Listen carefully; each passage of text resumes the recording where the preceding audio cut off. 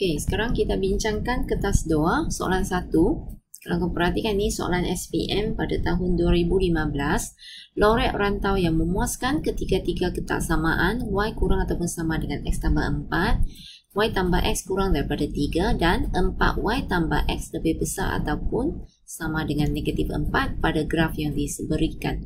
Jadi kalau kau perhatikan di sini ada 3 ketaksamaan. So semestinya ada 3 garis lurus yang terlibat. So untuk garis lurus yang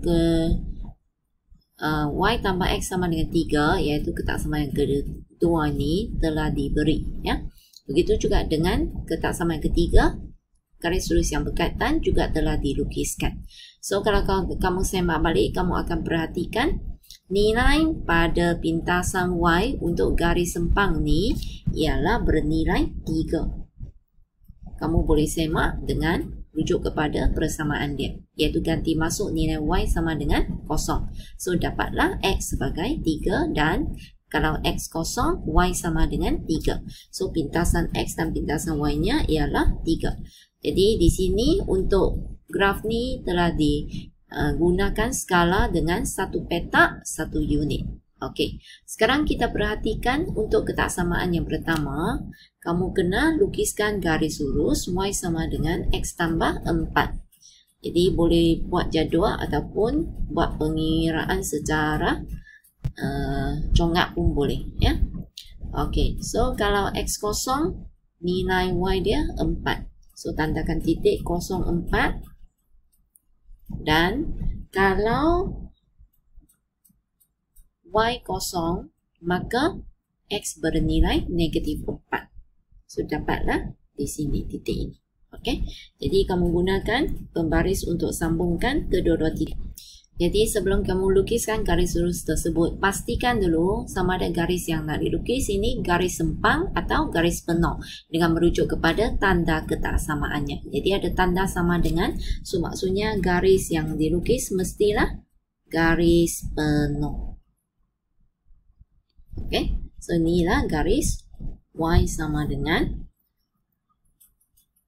X tambah 4. Okey, jadi sudah dapatlah. Baik, jadi sekarang barulah kita lorekkan rantau yang berkaitan. So, kamu rujuk kepada ketaksamaan pertama, rantaunya mestilah terletak ke sebelah bawah. Okey, jadi ke sebelah bawah maksudnya sini, sini, kawasan ini, ini dan sini, ya. Okey, seterusnya kalau kamu perhatikan untuk ketaksamaan yang kedua pula, Y tambah X kurang daripada 3. Jadi rujuk kepada garis sempang, rantau yang terlibat ialah rantau di sebelah bawah. Jadi kita padamkan tik yang terletak di sebelah atas. Sorry nah.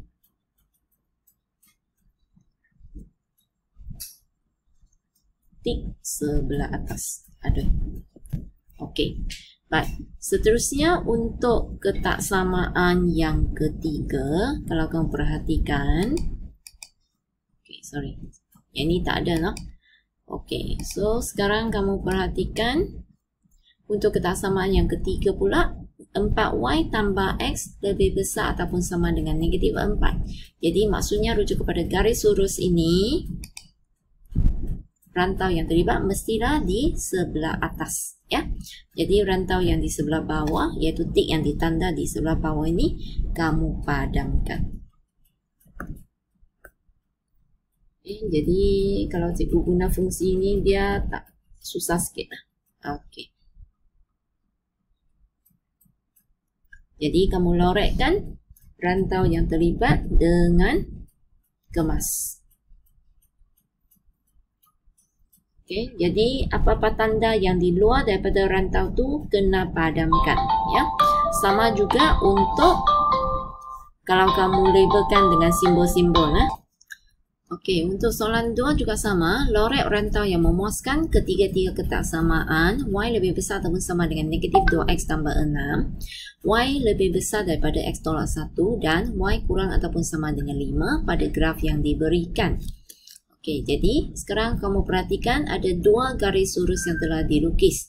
Jadi kamu kena pastikan garis lurus yang mana lagi yang perlu kita tambah, iaitu ketaksamaan yang ketiga dengan persamaan garis lurusnya y sama dengan 5, ya.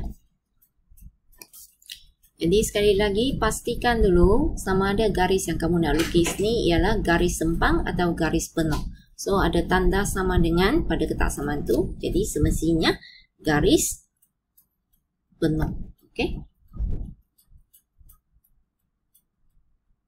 So ini ialah garis y sama dengan 5. Jadi seterusnya barulah kita lorekkan rantau yang memuaskan ketaksamaan yang diberi.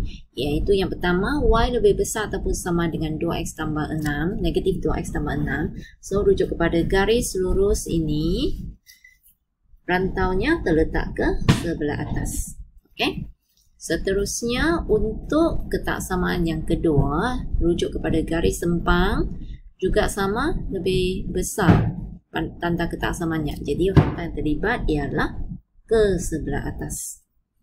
Okey, akhir sekali y kurang ataupun sama dengan 5. Jadi rujuk kepada garis lurus y sama dengan 5. Jadi kalau kurang ataupun sama dengan, maknanya rantau sebelah bawah.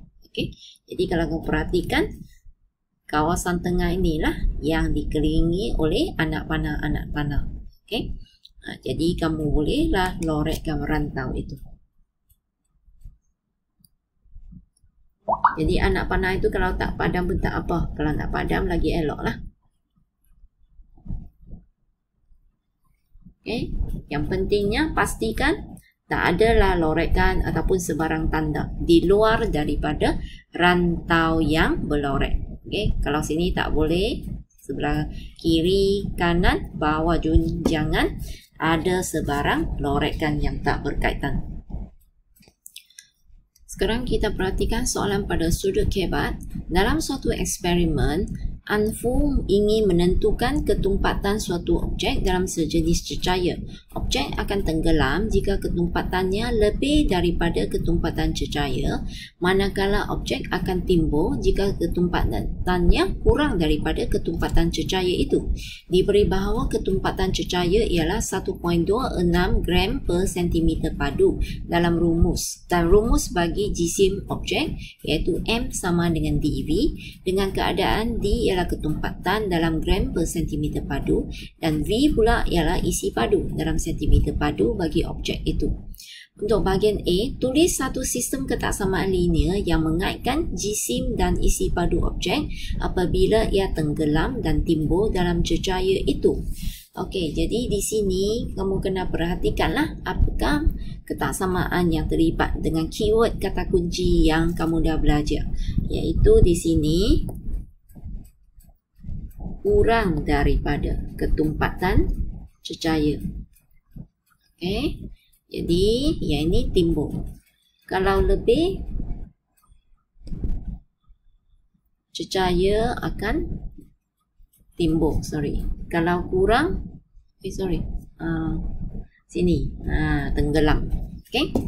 Jadi objek itu akan tenggelam jika ketumpatan lebih daripada ketumpatan. Okey, kalau objek itu timbul, maka ketumpatannya adalah kurang daripada ketumpatan cecair tersebut. Okey. Jadi di sini kita kena gunalah simbol-simbol yang berkaitan. So untuk bahagian A, berpandukan kepada kedua-dua ayat maklumat ini, kita tuliskan ketaksamaan dia. So M ni ialah kamu rujuk kepada rumus dia. Okey. M ialah jisim objek. So jisim objek ini kalau kurang daripada ketumpatan. So ketumpatan cecair 1.26 V. Okay, V ialah isi padu. Jadi bermaksud objek itu timbul.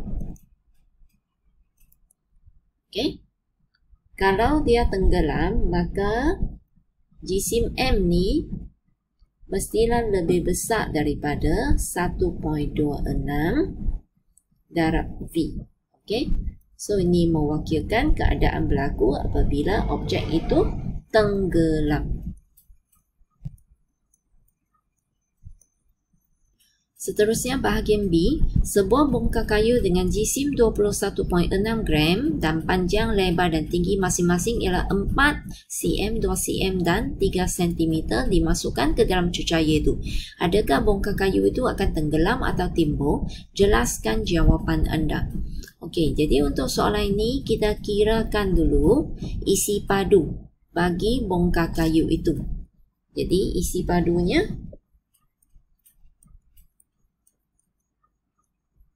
isi padu bongkar kayu sama dengan panjang kali lebar kali dengan tinggi. So dapatlah 24 cm padu. Okey, seterusnya kamu gunakan rumus yang diberi M sama dengan dV ini untuk kirakan ketumpatan bagi bongkar kayu, ya. Okey, so cikgu sambung sini. M sama dengan dV. So M apa? M ialah jisim. Jisim bagi bongkar itu. So jisim telah diberi iaitu 21.6. Dan D merupakan ketumpatan yang perlu kamu hitungkan. V pula isi padu yang kita dapat tadi. Maka didapati D sama dengan 21.6 bahagi dengan 24. Jadi dapatlah 0.9 dalam unit gram per sentimeter padu. Okey. Jadi sekarang kita tengok dengan ketumpatan ini, adakah objek itu akan tenggelam atau timbul? Jadi kamu rujuk kepada maklumat yang diberilah. Okey. Dengan diberi bahawa kalau ketumpatan bongkar kayu itu kalau dia kurang daripada 1.26, maka bongkar kayu itu akan timbul. Okey. Jadi dapatlah kesimpulan dia.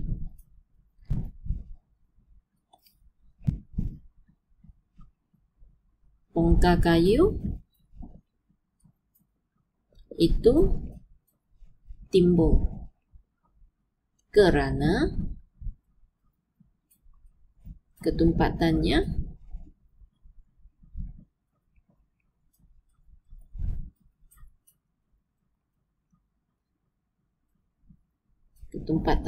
kurang daripada